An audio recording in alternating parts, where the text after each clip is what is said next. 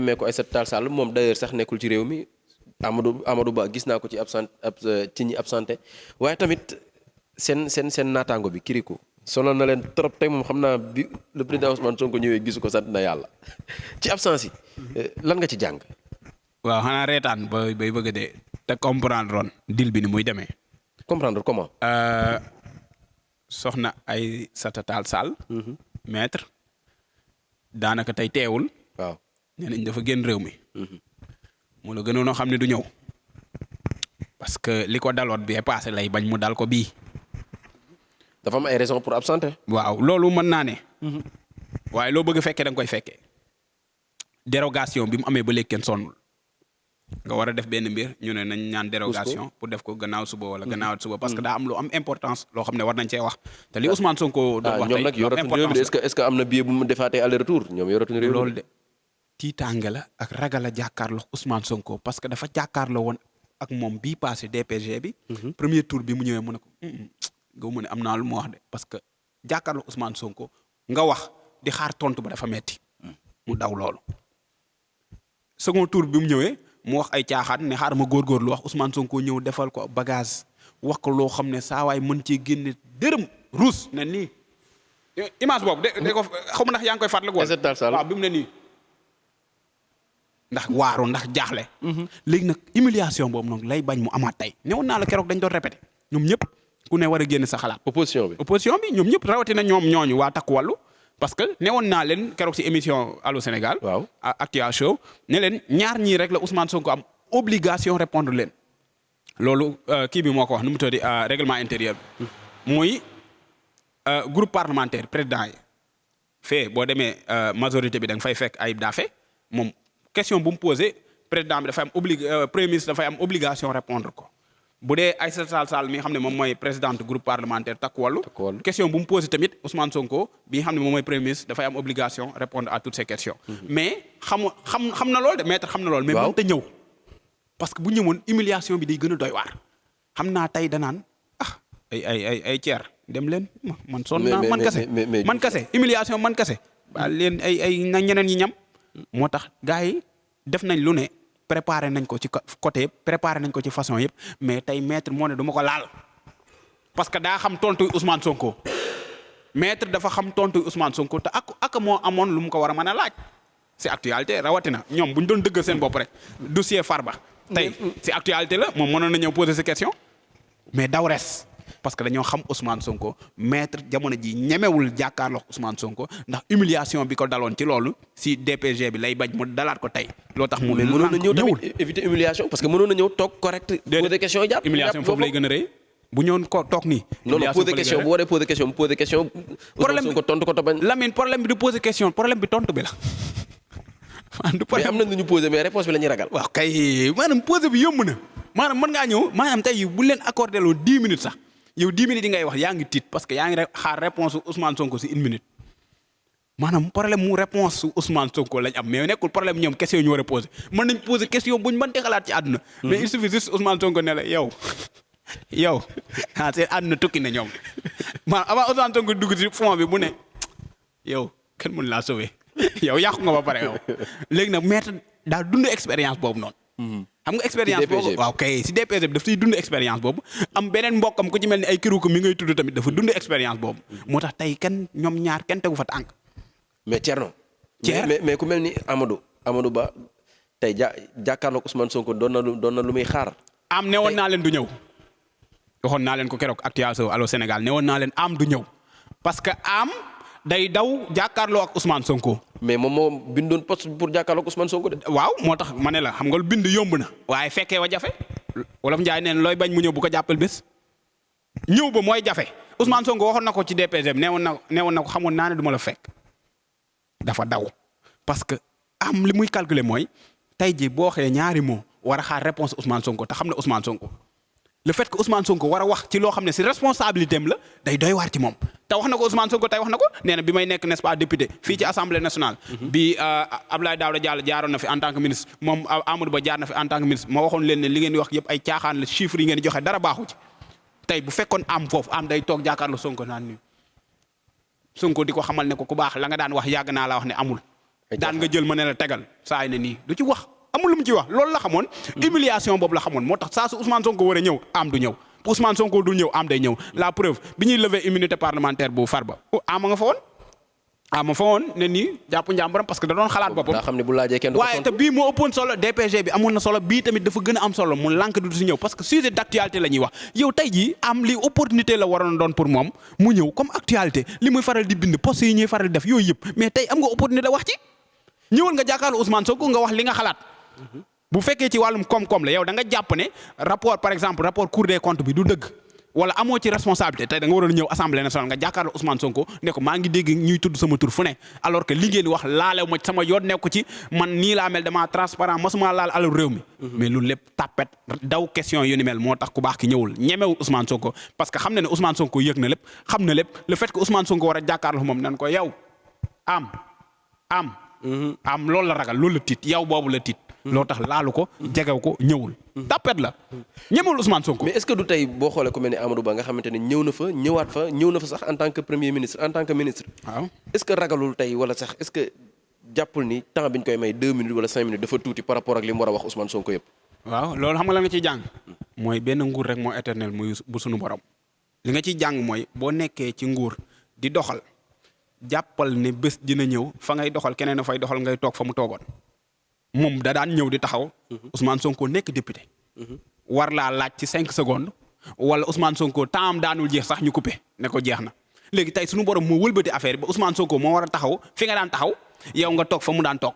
moom ñeme woon na Ousmane Sonko assumé woon na ñeme woon na jamono yi mu ci nekk carrément di jàkkaarloo yow nga nekk premier ministre wala nga nekk n'est-ce pas ministre des finances mu jàkkaarloo ak yow di wax li mu bëgg wax te mënoo ko dindi tey jii moom mu war a wax wala yow nga war a wax moom mu répondre la ci yow nga daw res autrement di que ne ñemewuñu Ousmane Sonko wax na ko. segam bi muy nekk n'est-ce pas opposition nekk député ñoom ñu nekk au pouvoir ñemewuñu ko nan lay nekk au pouvoir ñu koy ñeme tey ñoom ñëpp a daw ñi gën a bari wax tey ñëpp a daw kenn rek moo ci wax ne naa tenté sama chance xool ba xam muy Thier. est-ce que dañ ko tere sax. Thier da doon xool boppam rek. balaa Thier ñëw naa ci moom ba pare. waaw mais Abdou Mbow ñu bëri dañu gis ni bokk na ci ñi nga xam ñoom ñoo gën a pertinent biir assemblée tey absence am. si ñàkk xam-xam waaw fer na biir assemblée absence am. si ñàkk xam-xam waaw. waaw absence am xam côté humour. waaw côté humour moom feeñ na fa quoi. côté humour neexal noonu waxi dof wax loo xam ne amul Ousmane Sonko war koo répondre loolu tey manqué woon nañu si moom daal. comme tey la ma waxoon si DPG ba Ousmane Sonko naan ko yow kenn mën laa sauver c'est-à-dire kaddu yu mel noonu manqué woon nañu tey. parce que xam nañ ne tey jii ku mel nii n'est-ce pas Kiroukou bu fa nekkoon dina wax ay contre vérité dina wax loo xam ne amul ba Ousmane Sonko war ko cay répondre ba ñëpp kontaan ñëpp bég reetaan bay bëgg dee parce que loolu daf cee baax des fois humour boobu day bégal ñi ni day tax ñit ñi gën a mën a concentré wu ci télé bi le fait que ku ci mel ni n'est-ce pas comédien bu mag bi moom Kiroukou le fait que mu ñëw dañuy bégal daal maanaam day wax loo xam ne ñun ñëpp ay reetaan du ko teg ci xam-xam loo tax mu ñuy gën a neex mais aussi day théâtre day wax loo xam ne maîtriser wu ko tey loo tax mu xam boppam mu jël décision ne dew ma parce que du ma mën di dem di jàkkaarloo Ousmane Sonko mooy waaye di loo rek bu ñu amoon fit tey dañuy ñëw.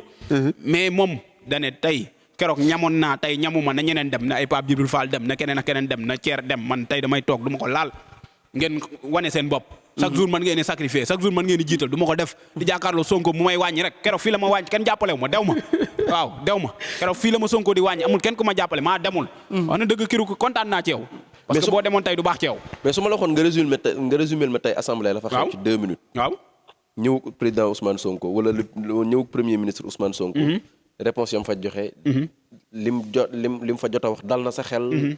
ñëw premier ministre. Ousmane Sonko ak dayo bi mu amoon une semaine yëpp ñuy wax le premier ministre Ousmane Sonko day dem assemblée. tey noo ko jàngatee tey. waaw li ma ko jàngatee mooy lan fi ma njëkk commencé mooy dafa leeral par rapport ak rapport bi xam ne dafa jur coow lu bari.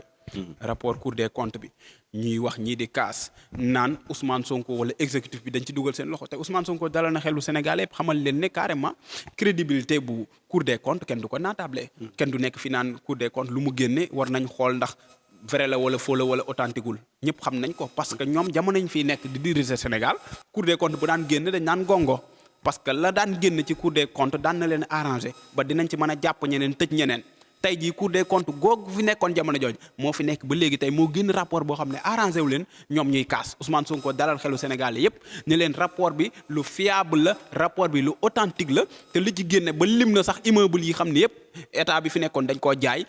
patrimoine bâti de l'état bi xam ne état bi fi nekkoon dañ koo jaay maanaam moom da cee waxaat rek parce que xamal nañu carrément ne li rapport bi wax yépp moom waxoon na ko waaye ba mu koy wax ñëpp dañ ko gëmul woon naan amoo habilité wax ci leneen ak leneen dañuy xaar Cour des comptes tey Cour des comptes nee na confirmé na ko moom Ousmane Sonko ñëpp kontaan ci lool ñëpp bég ci lool la mu wax lool mais bu dul lool tey jii ñëwaat na ci beneen mbir si n'est-ce pas affairisme d'état bi mu doon wax keroog par rapport ak secteur privé bi parce que secteur privé tey jii bu fekkee ñoom pare nañ pour liggéey pour Sénégal képp dafa war am ce qu'on appelle li muy wootee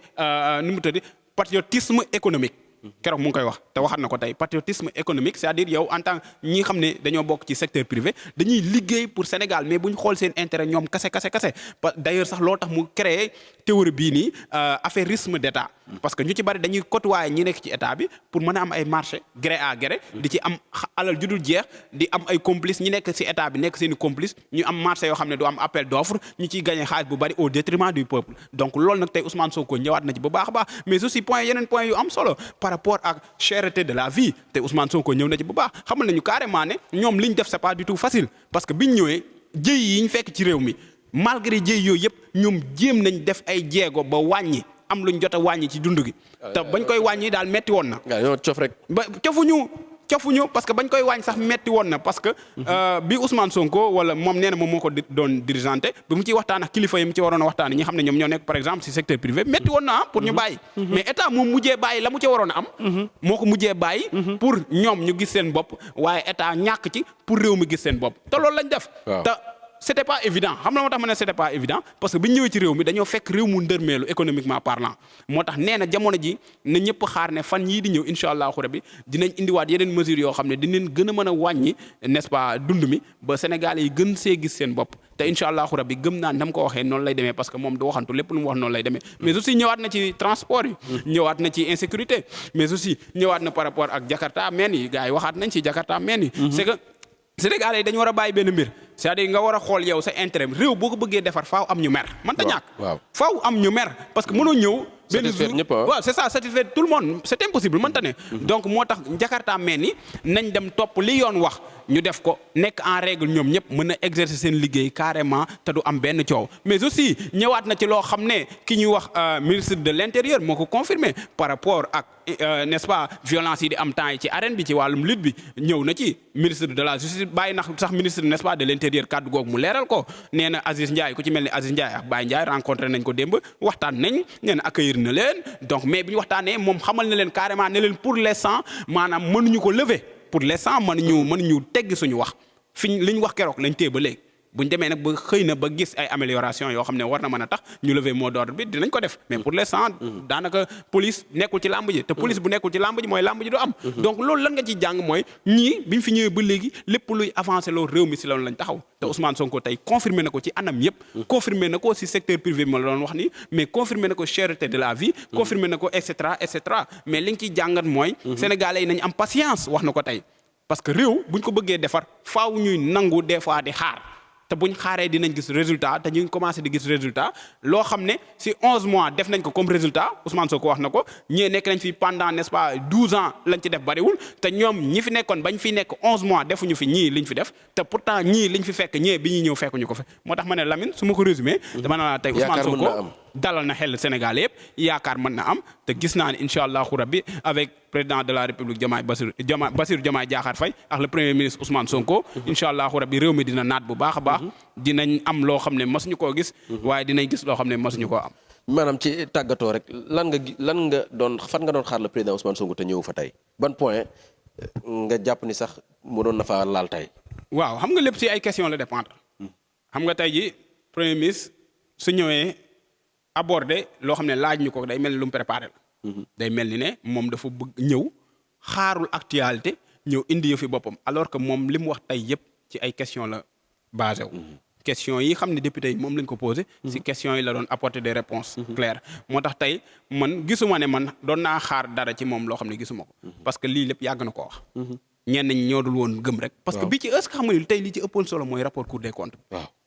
tey waxtaan bi yëpp li ci ëppoon solo mooy rapport Cour des comptes ba tey sax député bu jël booy wax daan si rapport Cour des comptes ngay njëkkee li ci ëppoon solo foofu la nekkoon te Ousmane Sonko dafa jiitu Sénégalais yi dafa jiitu Cour des comptes parce que ba mu koy wax kenn gëmu ko woon te la mu waxoon sax Cour des comptes dane ko li nga wax dëgg la non seulement dëgg la mais aussi am na yeneen sax yoo bàyyi woon maanaam fi nga ko xalaatee woon sax romb na foofu donc tey ñëpp loolu lañ doon xaar rapport Cour des comptes bi ñëpp loolu lañ doon xaar ku ci mel ni Pape Malick Ndour tey du reer parce que day am gàcce la mu doon wax Ousmane Sonko ñëw na xamal ko ne ku baax da ngay taxawaalu du nitu dara fi mu ne nii dara baaxul gëm naa ne du reer tey ku si mel ni ñeneen manipulateurs yi xam ne dañ doon wër di taxawaal di caaxaan fi mu ne ñoom ñëpp ay gedd reer kenn du reer ku ci mel ni ndeysaan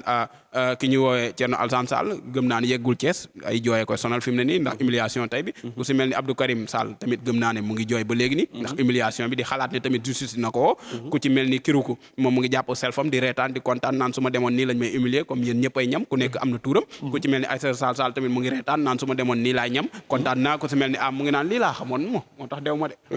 maanaam ku ne ci ñoom yaa ngi jàpp sa self parce que xam nga ne lii mënta ñàkk boo jàkkaarloo Ousmane Sonko faaw nga jël ñi jot a ñam ñëwuñ ay coup faaw nga jël ay coup te ñoom ñëpp ñii ñëw jël nañ ay coup ñii jàppoon seen self pour ñoom ñoo nekkoon ci dëgg kon ñu may leen ko ñu baal leen ko keneen ko am lu muy wax nag na ñëw gaaw leeral ko mu gaaw mi ngi noonu mbokki internet yi dañ lay bañ a retenir lu yàgg ndax dañ la fekk ci wàccaay fekk la ci nga sonn trop wax dëgg mais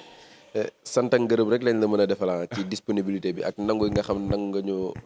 jëlal même ne serait-ce que une minute la woon dañuy comprendre parce que journée bu mag moo lay xaar suba incha allah il faut nga nekk en format looy tàggatoo askan wi ak woo leen tamit ñu ñëw fekk si la sa journée bi demain waaw li may tàggatoo mooy woo sama gars yi nga xam ne ñoo nekkoon ak man boobu ba léegi fii di rayante sama gars yi ñëw leen xarab su laay ñëw leen taxaw nii ñëw leen laay ñëwal xarab su ñëwal ñoom ñooy sa sponsor waaw ñëw leen sama gars yi timbi la timbi xarab ñëwal timbi sama gars yi timbi ñëwal